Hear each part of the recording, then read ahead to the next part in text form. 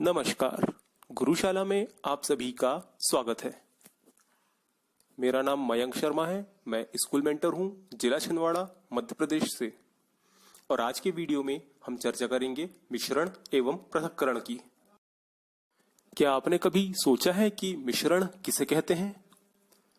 मिश्रण वह अशुद्ध पदार्थ है जो दो या दो से अधिक शुद्ध पदार्थों जैसे तत्व या यौगिक या दोनों के किसी भी अनुपात में बिना रासायनिक संयोग के मिलाने से बनता है तथा जिसके अवयवी पदार्थों को सरल यांत्रिक या भौतिक विधियों द्वारा अलग अलग किया जा सकता है, जैसे वायु, समुद्री जल, मिश्र धातुएं आदि। अब चर्चा करते हैं कि मिश्रण कितने प्रकार के होते हैं। मिश्रण मुख्यतः दो प्रकार के होते हैं, समांगी मिश्रण एवं विषमांगी मिश्रण। ऐसे मिश्रण जिसके प्रत्येक भाग में उसके अवयवी पदार्थों का संगठन एवं गुण समान रहता है समांगी मिश्रण कहलाता है, जैसे चीनी का जल में विलयन, नमक का जल में घोल आदि। वह मिश्रण जिसके विभिन्न भागों में उसके अवयवी पदार्थों का संगठन एवं गुण एक समान नहीं होते विषमांगी मिश्रण कहलाता है, जैसे लोहा एवं गंधक, बालू एवं नमक, धूल कणों का हवा में मिश्रण आदि विषमांगी मिश्रण के उदाहरण हैं। सामान्यतः एक विषमांगी मिश्रण के अवयव पदार्थों को एक दूसरे से अलग करना एक समांगी मिश्रण की तुलना में अधिक आसान होता है।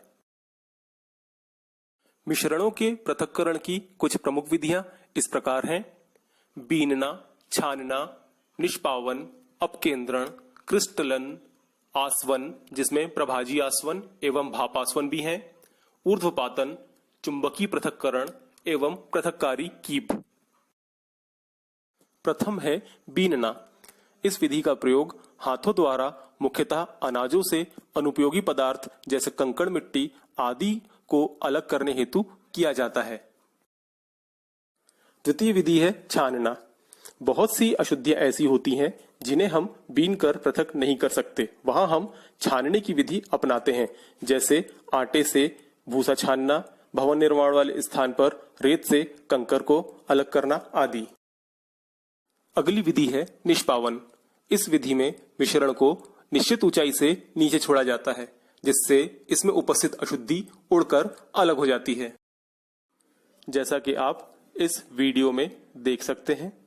यहाँ पर अनाज में मिश्रित अशुद्धियां अलग करते हुए निष्पावन विधि के द्वारा दिखाई जा रही है।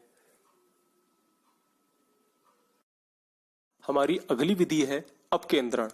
इस विधि में अपकेंद्रण बल द्वारा मिश्रण अलग किया जाता है, जैसे बिलौने की सहायता से दही को पात्र में वृत्ताकार घुमाया जाता है, जिससे भारी अवयव अर्थात छाछ नीचे रह जाती है एवं हल्का अवयव अर्थात मक्खन ऊपर आ जाता है।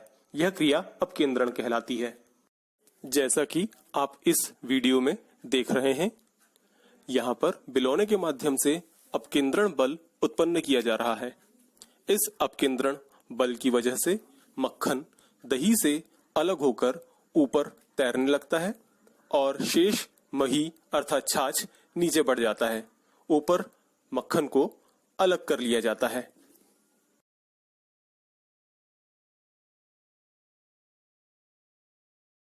हमारी अगली विधि है क्रिस्टलीकरण। क्रिस्टलीकरण विधि के द्वारा कार्बनिक ठोसों में उपस्थित घटकों का पृथक्करण एवं शुद्धिकरण किया जाता है। इसमें उपस्थित अशुद्ध ठोस या मिश्रण को उचित विलायक के साथ मिलाकर गर्म किया जाता है तथा गर्म अवस्था में ही इस विलयन को फनल द्वारा छाना जाता है। छानने के पश्चात विलयन को ठंडा किया जाता है।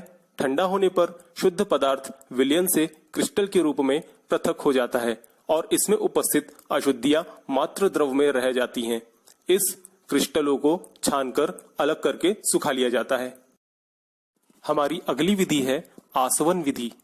इस विधि में किसी द्रव को वाष्पित कर किसी दूसरे स्थान पर इकट्ठा करके ठंडा करके विशिष्ट द्रव पृथक प्राप्त कर लिया जाता है। इस प्रक्रिया में पहले वाष्पन होता है, फिर संघनन होता है। प्रस्तुत वीडियो को देखकर आप आसवन विधि को अच्छे से समझ सकते हैं। सर्वप्रथम एक पात्र में द्रव को गर्म किया जाता है। गर्म करने पर वह भाप में परिवर्तित होता है और वह भाप एक नली के माध्यम से आगे बढ़ती है। आगे उसे ठंडा किया जाता है जिससे वह संघनित हो जाती है और वह एक दूसरे पात्र में एकत्र की जाती है। हमारी अगली विधि है प्रभाजी आसवन। प्रभाजी आसवन विधि के द्वारा उन द्रवों का पृथक्करण किया जाता है जिनके क्वथनांकों में बहुत कम अंतर होता है। दूसरे शब्दों में, जिन द्रवों का क्वथनांक एक दूसरे के समीप होते हैं उन्हें प्रभाजी आसवन द्वारा अलग अलग किया जाता है। उदाहरण के लिए, भूगर्भ से निकाले गए खनिज तेल से शुद्ध पेट्रोल, डीजल, मिट्टी का तेल आदि इस विधि द्वारा ही शुद्ध किए जाते हैं। प्रस्तुत वीडियो को देखकर आप प्रभाजी आसवन को अच्छे से समझ सकते हैं। विभिन्न क्वथनांक वाले द्रव जो आपस में मिले हुए होते हैं वह अपने निश्चित क्वथनांक पर ही भाप बनकर इस पात्र से बाहर निकलते हैं और अन्य द्रव पुनः संघनित होकर वापस पात्र में चला जाता है। भाप बना हुआ द्रव बाहर संघनित्र में संघनित होता है और उसे अलग पात्र में एकत्र किया जाता है। इस तरह सभी द्रवों को अलग अलग करके एकत्रित किया जाता है। अब चर्चा करते हैं भाप आसवन की। भाप आसवन विधि के द्वारा ऐसे कार्बनिक पदार्थों का पृथक्करण किया जाता है जो जल में अघुलनशील परंतु भाप के साथ वाष्पीकृत होते हैं। इस विधि के द्वारा विशेष रूप से उन पदार्थों का शुद्धिकरण किया जाता है जो अपने क्वथनांक पर अपघटित हो जाते हैं, जैसे एसीटोन, मीथेन, अल्कोहल, एसिटाल्डिहाइड आदि। भाप आसवन को हम इस वीडियो के माध्यम से भी समझ सकते हैं।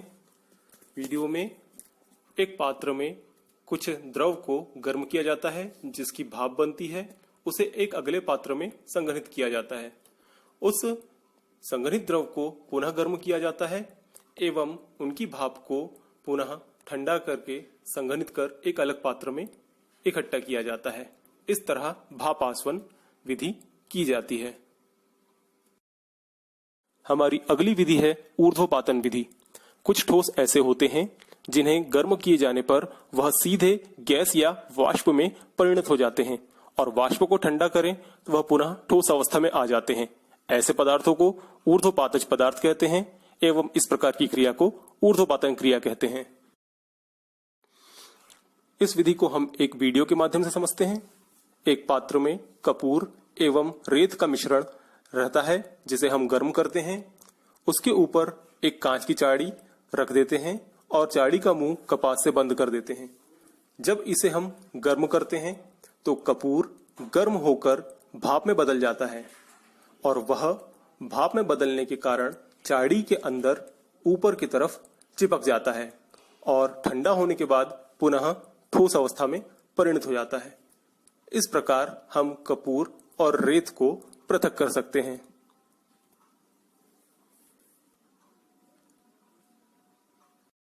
इस विधि के द्वारा कपूर, नेफ्थलीन, अमोनियम क्लोराइड आदि पदार्थ शुद्ध किए जाते हैं।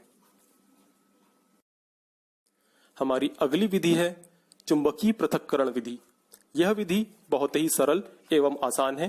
इस विधि के द्वारा लौह पदार्थ एवं अनुचुंबकीय पदार्थों का पृथक्करण किया जाता है।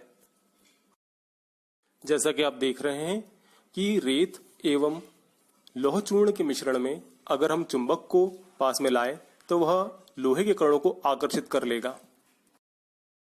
हमारी अगली विधि है पृथक्कारी कीप विधि। दो अघुलनशील द्रवों को आसानी से पृथक्करण कीप द्वारा अलग कर सकते हैं। पृथक्कारी कीप का स्टॉप कॉर्क खोलने से पानी दूसरे बीकर में इकट्ठा कर सकते हैं तथा दूसरे बीकर में बचा तेल इकट्ठा किया जा सकता है।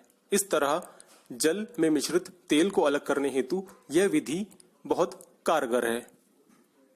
मुझे आशा है आप सभी को जानकारियां पसंद आएंगी। धन्यवाद।